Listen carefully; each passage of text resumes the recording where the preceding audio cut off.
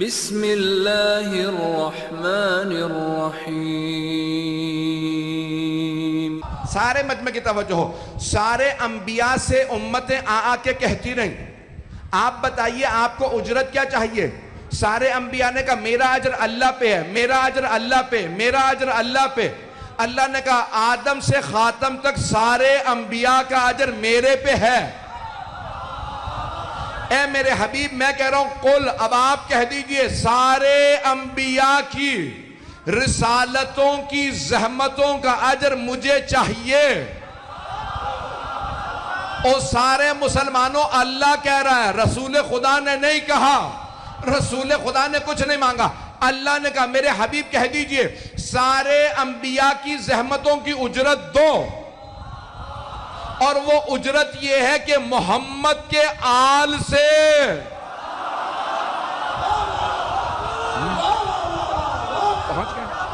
پہنچے ہیں حضرات۔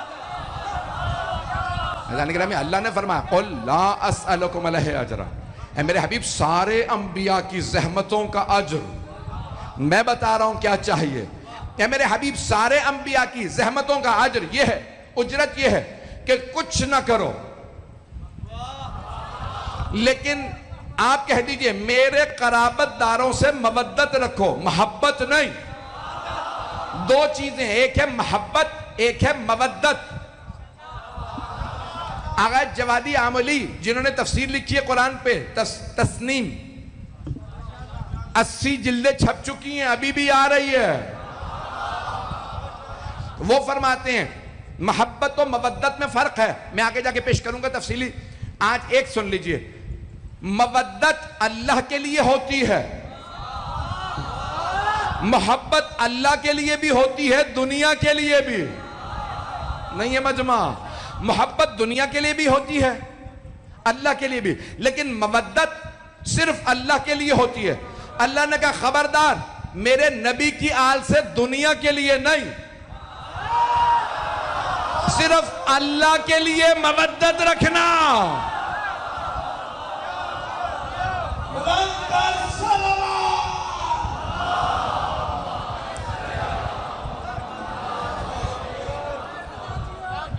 میں رات کے اس پہر میں جس آپ انداز سے سن رہے ہیں، میں محبت کا آپ کی ممنون ہوں، میں بھی پیش کروں گا مطالب کو۔ آئیے ذرا قرآن کریم کی اس آیت کی تفسیر کے اندر جو جملے کہنا چاہتا ہوں اس کو غور سے سنیے گا۔ عزیزان گرامی، اللہ نے 4 کتابیں نازل کی ہیں اور 100 صحیفے،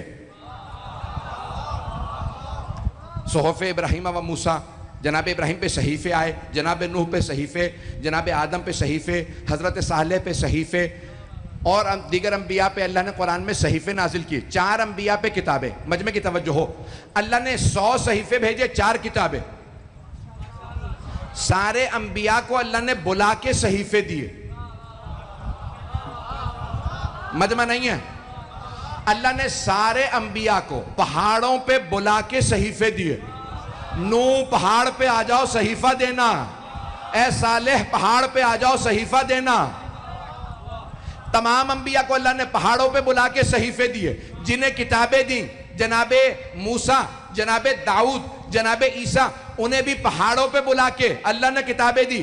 موسیٰ طور سینہ پہ آ جاؤ مجھے کتاب دینی ہے، ابھی بھی سارا مجمع نہیں ہے۔ اللہ نے بلا کے کتابیں دیں، جناب موسیٰ کو طور سینہ پہ مصر میں، جناب داؤد کو فلسطین کے پہاڑ پہ بلایا، جناب عیسیٰ کو جبل سعیر پہ بلایا۔ سارے انبیاء کو جنہیں جنہیں صحیفے دیے، جنہیں جنہیں کتابیں دی، اللہ نے بلا کے صحیفے دیے، بلا کے کتابیں دی۔ چیلنج کر کے پیش کر رہا ہوں تمام مسلمانوں کا ایک ہی نظریہ، ابھی پابندی اٹھی ہے، بڑی ذمہ داری سے پڑھ رہا ہوں، مجمع کی توجہ ہو، سارے مجمع کی توجہ، سارے مجمع کی توجہ، میرے بھائیوں کی، میرے بہنیں، میرے بچے، میرے بزرگ، اللہ نے جتنے انبیاء کو صحیفے دیے پہاڑوں پہ بلا کے صحیفے دیے۔ کیوں؟ پہاڑ بلند ہوتے ہیں، اگر کبھی نجس ہو بھی جائیں تو بارش سے پاک ہو جاتے ہیں۔ توجہ، چھوٹے چھوٹے صحیفے اللہ نے پہاڑوں پہ بلا کے دیے۔ توریت، زبور، انجیل، اللہ نے کتابیں بھیجی 3، قرآن کے علاوہ 3، پہاڑوں پہ بلا کے انبیاء سے کہا پہاڑ پہ آؤ، کیونکہ جب انسان پہاڑ پہ جاتا ہے لوگوں سے دور ہو جاتا ہے۔ غور سے، میرا آپ سے وعدہ ہے، نیا مطلب ہوگا، سارا مجمع میرے ساتھ چلے۔ بھئی یقین مانی بالکل طاقت نہیں ہے، پرسوں راتی ڈرپ لگی ہے، پھر بھی پورا خون جگر دے رہا ہوں، سارے مجمع کی توجہ۔ تو اللہ نے جتنے انبیاء کو صحیفے دیے، کتابیں دیں، پہاڑوں پہ بلا کے صحیفے دیے، پہاڑوں پہ بلا کے کتابیں دیں۔ آؤ پہاڑ پہ آ کے کتاب لے جاؤ، آؤ پہاڑ پہ آ کے صحیفہ لے جاؤ۔ آئے آخری نبی، اللہ نے کہا اب جو کتاب دے رہا ہوں یہ افضل ترین کتاب ہے، قرآن سے بہتر کتاب نہیں۔ اسے اگر کوئی مس بھی کرے گا تو وضو کے ساتھ، دیگر کتابوں کے لیے یہ حکم نہیں تھا۔ اللہ نے کہا مس کرو گے لا یمسہ الا المطہرون، قرآن کو خبردار مس بھی نہ کرنا جب تک وضو نہ ہو، جب تک تم پاک نہ ہو۔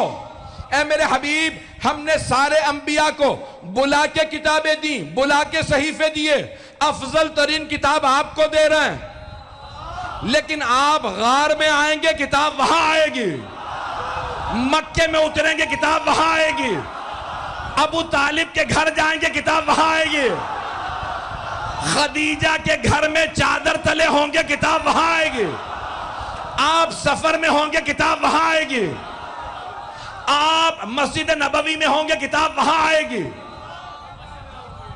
توجہ، اے میرے حبیب، جہاں آپ جائیں گے کتاب وہاں آئے گی، آپ سفر میں ہوں گے کتاب وہاں، آپ سیدہ کی چادر میں ہوں گے کتاب وہاں، علی آپ کے ہاتھوں پہ ہوں گے کتاب وہاں، حسنین کاندھوں پہ ہوں گے کتاب وہاں، جنگ میں ہوں گے کتاب وہاں، بیٹھ جائے 2 منٹ، جنگ میں ہوں گے کتاب وہاں، صلح میں ہوں گے کتاب وہاں، آپ عیسائیوں کے مقابلے میں جائیں گے کتاب وہاں، یہودیوں کے مقابلے میں جائیں گے کتاب وہاں، مشرکین سے جنگ کریں گے کتاب وہاں۔ میرے حبیب، میں آپ کو پہاڑ پہ نہیں بلاؤں گا، جہاں آپ جائیں گے کتاب وہاں بھیجوں گا۔ سب سے بڑا فرشتہ جبرائیل، اسے بھیجوں گا جہاں آپ جائیں گے کتاب وہاں آئے گی۔ لیکن میرے حبیب، 2 چیزیں لینے آپ کو آنا پڑے گا۔ جب خدیجہ سے شادی ہوگی تو خدیجہ کے گھر، اور جب علی کی آمد ہوگی تو کعبے میں۔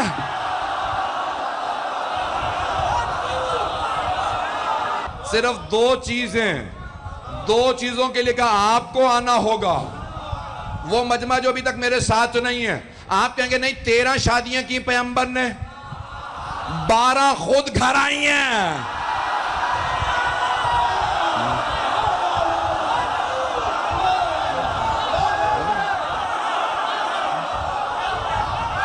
عزیزان گرامی، اللہ کے حبیب نے تمام کے تمام رشتے بھی خود آئے ہیں۔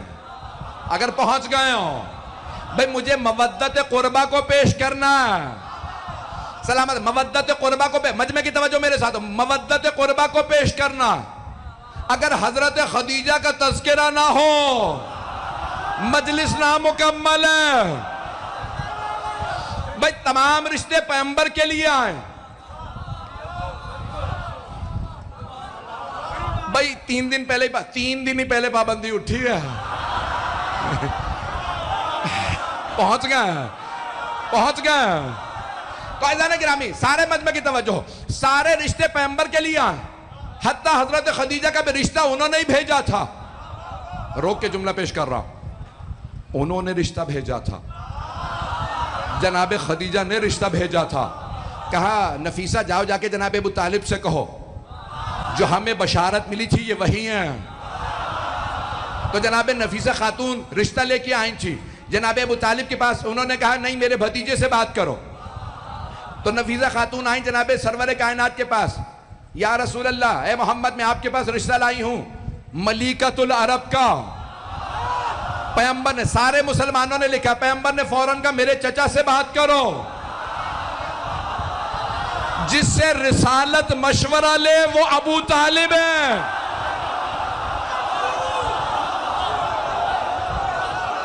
تو تو جناب رسالت میں آپ نے فرمایا میرے چچا سے پوچھو کہ پہلے ان سے بات کر چکی ہوں، انہوں نے آپ کے پاس بھیجا، کہ مجھے پھر چچا سے بات کرنے دو، کہ چچا جان آپ نے سنا خدیجہ نے رشتہ بھیجا، آپ کا مشورہ کیا؟ کہ بھتیجے رشتہ کر لیجئے، کیونکہ جیسا رسولوں کی بیویوں کو ہونا چاہیے۔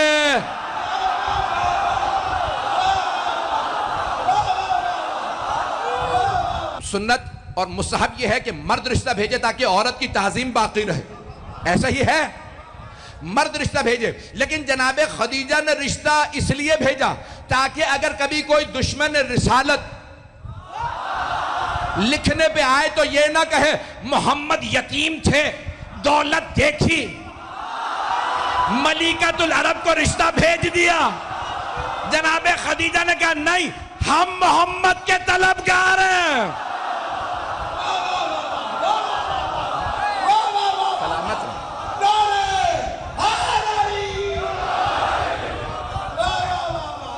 میری بات پہنچ رہی ہے جانے گرام؟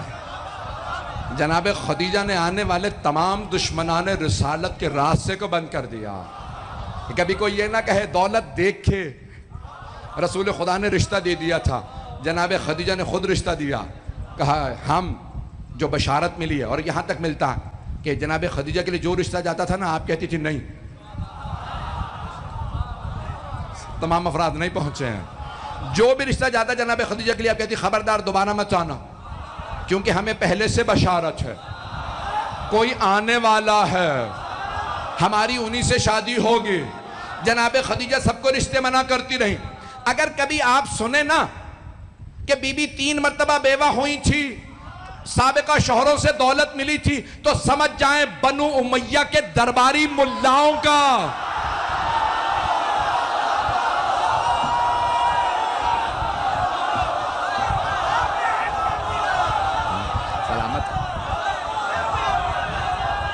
توجہ فرما رہے ہیں عزیزان گرامی؟ میں آپ کی محبتوں کا ممنون ہوں۔ عزیزان گرامی، جناب سرور کائنات کے لیے جناب خدیجہ نے رشتہ بھیجا، اور رسول خدا نے کہا ہمیں رشتہ منظور ہے، اور کہا کہ ہم خود آئیں گے۔ تو جناب ابو طالب سے کہا کہ بارات ہم لے کے جائیں گے۔ باقی تمام ازواج خود آئی ہیں اپنے باپ کے ساتھ۔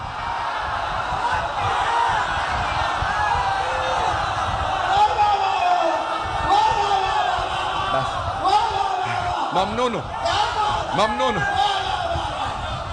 جناب خدیجہ کا رشتہ لینے کے لیے جب رشتہ آ گیا، قبول کر لیا، اب شادی کے لیے پیغمبر گئے جناب ابو طالب کے ساتھ، جناب ابو طالب کے ساتھ، سردار مکہ کے ساتھ، کہ چچا جان میرا عقد آپ پڑھیے گا۔ سارا مجمع نہیں ہے۔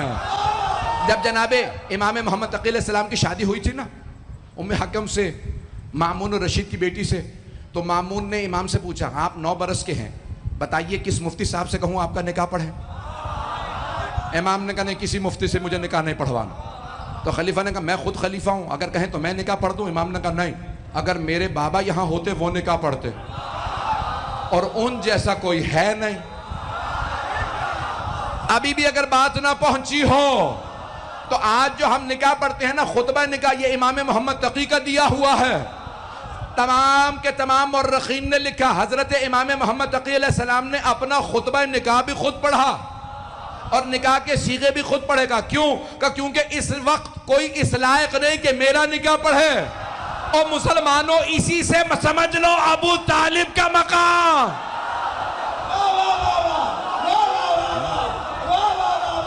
تمام شیعہ سنی مورخین نے لکھا، حتیٰ مستشرقین نے، اورینٹلسٹ نے، غیر مسلموں نے لکھا کہ رسول خدا کی پہلی شادی ہے۔ جب بارات گئی تو جناب ابو طالب ساتھ میں تھے، پہنچ گئے میرے بہت سے بھائی۔ جب پہنچے تو کہا چچا جان میرا عقد پڑھیے، تو جناب ابو طالب نے خطبہ دیا اور خطبہ شروع کیا، اور اس طرح سے کہا الحمدللہ رب العالمین۔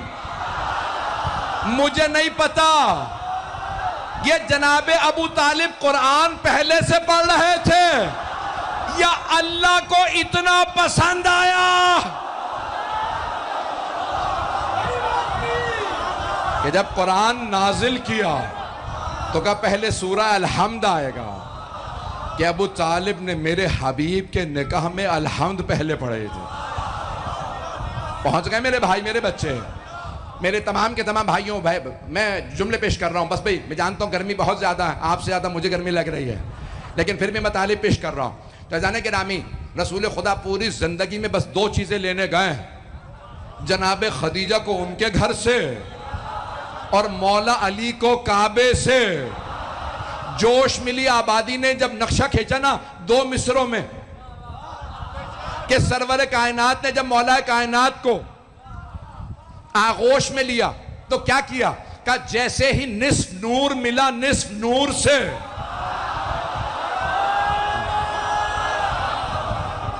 بھائی رسول خدا نے یہی کہا تھا نا، انا و علی من نور واحد، میں اور علی ایک ہی نور کے 2 ٹکڑے ہیں.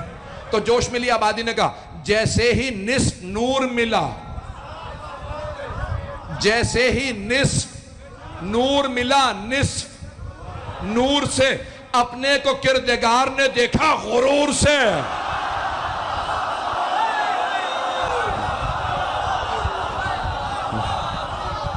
میں بہت پیارے انداز سے سن رہا، اللہ نے اپنے آپ کو غرور سے دیکھا، میں نے محمد و علی بنائے.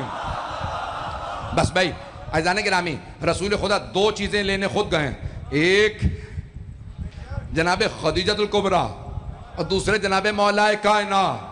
جملے پیش کر رہا ہوں، یہ قرآن ہے سورہ رحمان. معصوم فرماتے ہیں اگر جنت کبھی دیکھنے کا جی کر رہا ہو سورہ رحمان پڑھ لیا کرو. سورہ رحمان میں اللہ فرماتا ہے حل جزاء الاحسان الا الاحسان، کیا احسان کا بدلہ سوائے احسان کے اور کچھ ہو سکتا ہے؟ 2 محسن اسلام ہیں، ایک حضرت خدیجہ، ایک حضرت ابو طالب.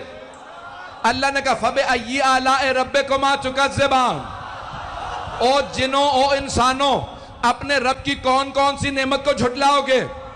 تب اللہ نے 2 محسن اسلام بتائے، جناب ابو طالب، جناب خدیجہ. مجمع کی توجہ میرے ساتھ رہے. جناب ابو طالب، جناب خدیجہ. اللہ نے کہا اے ابو طالب، آپ نے اپنی سرداری میرے حبیب پہ قربان کی، جو کچھ آپ کے پاس تھا آپ نے دے دیا. اب میرے انمول خزانے میں جو سب سے انمول ہے وہ ہے علی. میں نے اپنا علی آپ کو دیا. اب پہنچ گئے، پہنچ گئے، چلیں گے. اے خدیجہ، آپ ہے محسنہ اسلام، آپ نے اپنی ساری دولت میرے حبیب پہ لٹا دی. حل جزاء الاحسان الا الاحسان. اے خدیجہ، میرے انمول خزانے میں جو سب سے انمول موتی ہے وہ ہے فاطمہ.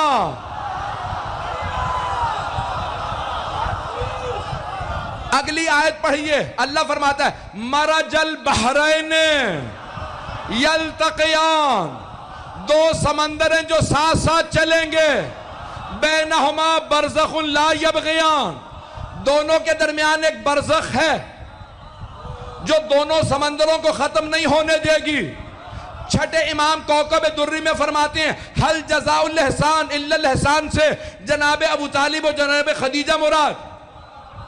2 سمندروں سے مراد علی و فاطمہ، برزخ رسول خدا. اگلی آیت پڑھیں، اللہ فرماتا ہے یخرج منہما اللؤلؤ والمرجان، 2 سمندروں سے 2 موتی ملیں گے، ایک سبز ہوگا دوسرا سرخ. سبز حسن مجتبیٰ، سرخ حسین. مجمع ہے میرے ساتھ؟ یہ قرآن کریم ہے، کوئی یہ نہیں کہہ سکتا روایت ضعیف ہے. کسی میں جرت نہیں آیت نکال دے، آیت ہمیشہ باقی رہے گی. اللہ فرما رہا ہے حل جزاء الاحسان الا الاحسان، کیا احسان کا بدلہ سوائے احسان کے اور کچھ ہو سکتا ہے؟ تو اللہ نے قیامت تک کے لیے جناب ابو طالب کی قربانی کو ابدی حیات دے دیے، جناب خدیجہ کی قربانی کو ابدی حیات. اور یہاں پہ اللہ فرما رہا ہے کہ یہ وہ ہیں کہ جن کے لیے ہم نے قرآن کو نازل کیا. سن لیجئے گا. تو اب حبیب خدا کچھ لینے خود نہیں گئے ہیں، سب کچھ خود گھر آیا. قرآن بھی جہاں جہاں جاتے رہے آتا رہا۔ توجہ، پیغمبر کسی کو لینے نہیں گئے، توجہ ہو سارے مجمع کی، مسلمان خود ہو کے آتے رہے، بیت المال قدموں میں آتا رہا، لوگ دولت نچھاور کرتے رہے، لیکن پیغمبر دو چیزیں لینے گئے ہیں، پھر مانو نہ دونوں محترم ہیں، جو ان کے مقابلے میں آئے اسی پہ۔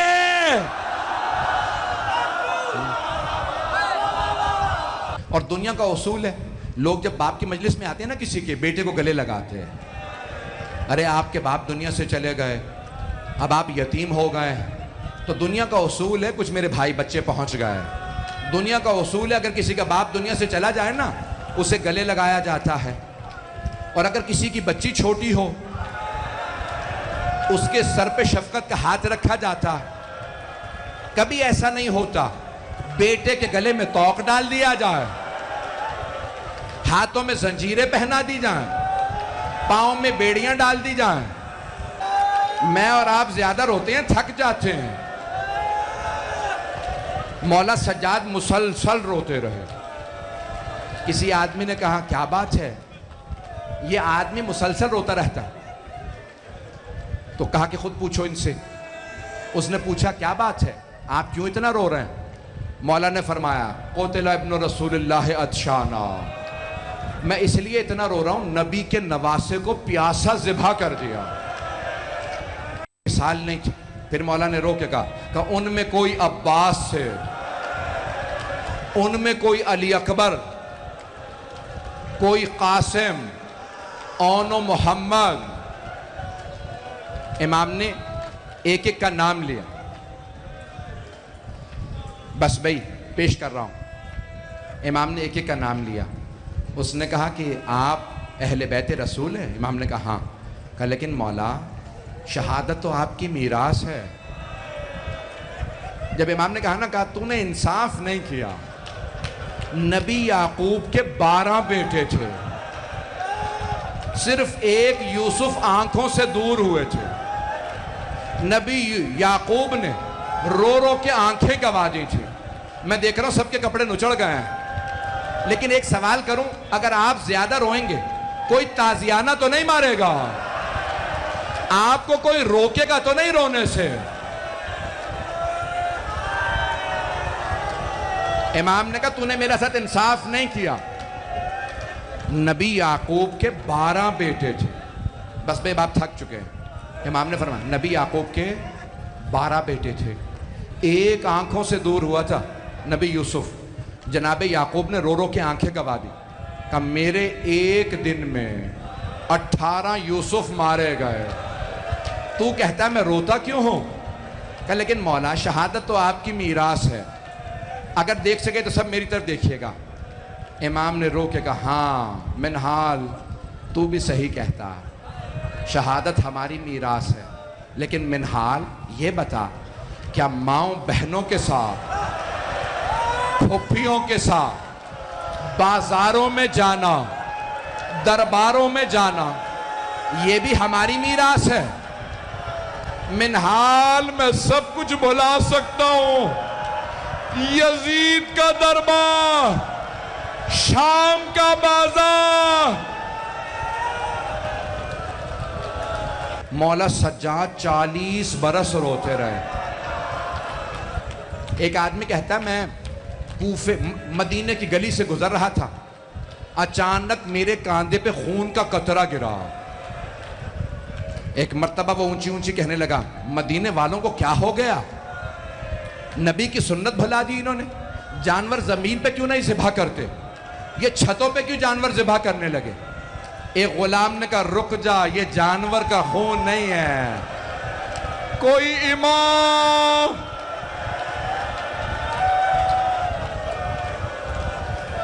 اجرکم اللہ، اجرکم اللہ۔ امام کے سامنے کسی نے وضو کا پانی رکھا، دیکھیے گا میری طرف، وضو کا پانی رکھا، امام نے وضو نہیں کیا، پانی کو دیکھا اور رونے لگے، ہائے میرے بابا پیاسے مارے گئے، میں پانی سے وضو کروں، میرے بابا کو تو پانی نہیں ملا۔ امام نے اتنا گریہ کیا پانی مضاف ہو گیا، پانی آنسوؤں سے بھر گیا، وہ نیا پانی لائے، پھر امام رونے لگے، کہا میرے بابا کو پانی نہیں ملا. ایک دن ایک مولا کا خادم آیا. کہا مولا میں آپ کی زیارت کے لیے آیا ہوں. دروازے پہ کھڑا تھا. خادم نے کہا مولا گھر نہیں. کہا کہاں ہے؟ کہا اپنے باغ میں گئے.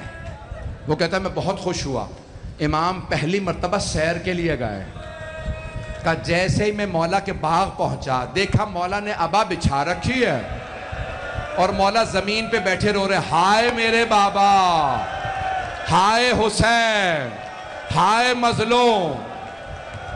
کہ میں نے فوراً مولا سے کہا مولا آپ باغ میں سیر کرنے آئے تھے, مولا آپ یہاں پہ بھی رو رہے ہیں؟ مولا نے کہا جب میں بہتا پانی دیکھتا ہوں نا, باغ میں ایک پانی کی نالی بہ رہی تھی, مولا نے کہا جب میں پانی بہتا دیکھتا ہوں مجھے کربلا یاد آ جاتی ہے. اجرکم اللہ, اجرکم اللہ. آخری جملے پہ تمام کر رہا, بس 2 منٹ کی زحمت. رونا اپنی اپنی قسمت کا ہوتا ہے. بس بھائی جس کو رونا آگے آنکھوں میں آنسو ہے وہ مولا کو پرسہ دے لے. مدینے والے جب مولا سجاد گلی سے گزرتے تھے نا بازار سے, تو وہ اپنے کشتوں پہ کپڑا ڈال دیتے تھے. کشتوں پہ کپڑا کیوں؟ کیونکہ مولا سجاد اگر گوشت دیکھ لے تو مولا سے برداشت نہیں ہوتا تھا. ایک قصاب بھول گیا, مولا سجاد کے آنے کا وقت ہو گیا, عصر کا وقت تھا, اس نے اپنے کشتے پہ کپڑا نہیں ڈالا, جانور پہ کپڑا نہیں ڈالا, ذبح شدہ جانور پہ. مولا سجاد نے جانور دیکھا, کربلا کا رخ کیا, کہا ہائے میرے بابا مارے گئے. اس نے کہا مولا مجھے معاف کر دیں میں بھول گیا تھا. اس نے فوراً جانور پہ کپڑا ڈالا. مولا نے سوال کیا, میرا ایک سوال ہے جواب دے گا؟ ہاتھ باندھ کے کہنے لگا مولا کیا سوال ہے؟ مولا نے فرمایا تو نے اس جانور کو جب ذبح کرنا چاہا پانی پلا دیا تھا؟ کہا ہاں مولا, ہم جانور کو ذبح کرنے سے پہلے پانی پلا دیتے. مولا نے دوسرا سوال کیا, تو نے خنجر تیز کر لیا تھا؟ کہا ہاں مولا, ہم خنجر تیز کر کے جانور ذبح کرتے. مولا نے آخری سوال کیا, کہا اتنا بتا جب تو ذبح کر رہا تھا کوئی دوسرا جانور دیکھ تو نہیں رہا تھا؟ کہا نہیں مولا, ہم چھپا کے جانور ذبح کرتے ہیں. مولا نے دوبارہ کربلا کا رخ کیا, کہا بابا وہ کیسے مسلمان تھے, نہ آپ کو پانی پلایا, نہ خنجر تیز کیا, نہ میری پھپھی سے چھپایا. میری پھپھی کہتی رہی ہائے میری ماں نے چکیا.